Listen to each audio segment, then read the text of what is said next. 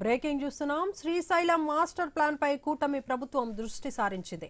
అటవీ శాఖను చూస్తున్న ఉప ముఖ్యమంత్రి పవన్ కళ్యాణ్ తో దేవాదాయ శాఖ మంత్రి ఆనం రామనారాయణ రెడ్డి భేటీ అయ్యారు. ఈ సమావేశానికి దేవాదాయ, అటవీ శాఖ ఉన్నతాధికారులు హాజరయ్యారు. మాస్టర్ ప్లాన్ పై పూర్తి స్థాయిలో చర్చ జరిగినట్లు తెలుస్తుంది. మరోవైపు తిరుమల తరహాలో శ్రీశైలంలో భక్తులకు సేవలు అందిస్తామని, ఏడాదిలో మార్పు చూస్తారని Srisailam trust board chairman Pothugunta Ramesh చెప్పారు. అన్నదానం, స్వచ్ఛంద సేవలకు మెరుగైన సదుపాయాలు కల్పిస్తామన్నారు. ఈ నేపథ్యంలో శ్రీశైలం మాస్టర్ ప్లాన్ పై సర్వత్రా ఆసక్తి నెలకొంది.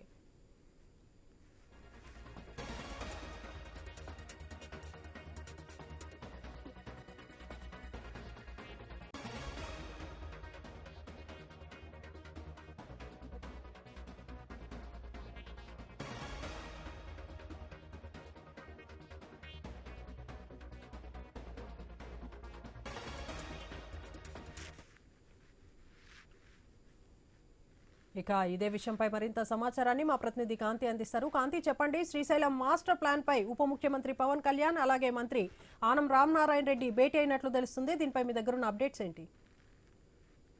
దేవిక, ఈ రోజు మంగళగిరిలోని డిప్యూటీ సీఎం క్యాంపు కార్యాలయంలో డిప్యూటీ సీఎం పవన్ కళ్యాణ్ తోటి మంత్రి ఆనం రామనారాయణ రెడ్డి అలాగే దేవాలయ శాఖ అధికారులు అలాగే ఫారెస్ట్ డిపార్ట్మెంట్ కి సంబంధించినటువంటి అధికారులు కూడా భేటీ అవడం జరిగింది. అయితే ఈ భేటీలో ముఖ్యంగా శ్రీశైలం కి సంబంధించినంత వరకు కూడా మాస్టర్ ప్లాన్ ఏదైతే మార్పులు చేర్పులు చేయడంతో పాటు టెంపుల్ అభివృద్ధికి సంబంధించినటువంటి అంశం పైన కూడా చర్చించినట్లుగా తెలుస్తోంది. తిరుమల తిరుపతి తరహాలో భక్తులకు సేవలు అందిస్తామని చెప్పి గతంలోనే చెప్పిన నేపథ్యంలో ఏడాదిలో మార్పు తెస్తామని చెప్పి శ్రీశైలం ట్రస్ట్ బోర్డు చైర్మన్ చెప్పడం జరిగింది. అలాగే అన్నదానంతో పాటుగా సేవకులకు సదుపాయాలు, అలాగే శ్రీశైలం మాస్టర్ ప్లాన్ పైన భక్తుల్లో ఏదైతే ఆసక్తి ఉందో దానికి సంబంధించినంత వరకు కూడా కీలకంగా, అంటే ప్రధానంగా శ్రీశైలం ఆలయానికి ఉన్నటువంటి పవిత్రతను దెబ్బతీయకుండా అక్కడ ఉన్నటువంటి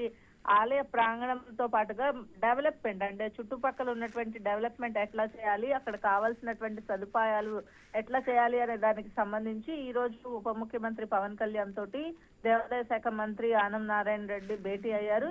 ఈ భేటీలో కొన్ని కీలకమైనటువంటి, అంటే మాస్టర్ ప్లాన్ కి సంబంధించినటువంటి అంశంలో కొన్ని కీలకమైనటువంటి విషయాలు చర్చకు వచ్చినట్లుగా తెలుస్తా ఉంది. మాస్టర్ ప్లాన్ ఐకానిక్ బ్రిడ్జ్ ని కూడా నిర్మాణం చేయాలని చెప్పి ప్రభుత్వం ఫోకస్ చేస్తోంది. ఈ నేపథ్యంలో వచ్చే ఏడాదికి ఇది పూర్తి స్థాయిలో అందుబాటులోకి తీసుకురావాలని కూడా భావిస్తున్న నేపథ్యంలో దీనికి సంబంధించి కొన్ని మాస్టర్ ప్లాన్ కి అవసరమైనటువంటి నివేదికలు ఏవైతే ఉన్నాయో వాటిని జిల్లా కలెక్టర్ ఏవైతే అందజేశారో దాని మీద కూడా సమీక్ష నిర్వహించడం జరిగింది. అయితే ఈ సమీక్షలో రాష్ట్రానికి సంబంధించి, అంటే అటు ఉభయ తెలుగు రాష్ట్రాల ప్రజలు మాత్రమే కాకుండా కర్ణాటక, మహారాష్ట్ర నుంచి కూడా ఎక్కువగా భక్తులు తరలి వస్తుంటారు కాబట్టి అభివృద్ధికి సంబంధించినంత వరకు కూడా ప్రభుత్వం చర్యలు చేపడుతోంది. దానిపైన ఈ రోజు కీలకమైనటువంటి చర్చ జరిగిందని చెప్పుకోవాలి. Devika, right, thank you Kanthi.